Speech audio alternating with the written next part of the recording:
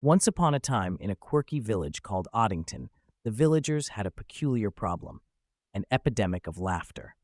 The cause? A mischievous parrot named Chuckles, who had a knack for imitating everyone's voices and sprinkling in the most outrageous jokes at the most unexpected moments.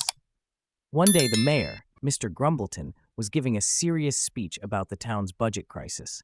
Just as he was about to present his plans, Chuckles swooped in and perfectly mimicked his voice, saying, "And now, to solve our money problems, we shall all invest in rubber chickens." The entire village erupted in laughter, leaving Mr. Grumbleton red-faced and speechless. Even more hilariously, the local baker, Mrs. Crumb, found herself in a sticky situation when Chuckles decided to serenade the customers in her voice, singing, "Oh, I do love to bake in my pajamas, especially when I'm baking banana llama muffins." The sight of Mrs. Crumb chasing Chuckles around the bakery, flour flying everywhere, had everyone in stitches. The village barber, Mr. Snip, wasn't spared either.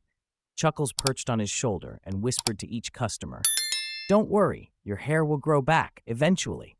The nervous customers left with the most peculiar haircuts, all while trying to stifle their laughter. One fateful night, Chuckles managed to sneak into the village's annual talent show. As the performers took the stage, Chuckles chimed in, mimicking their voices and adding his own twist to their acts.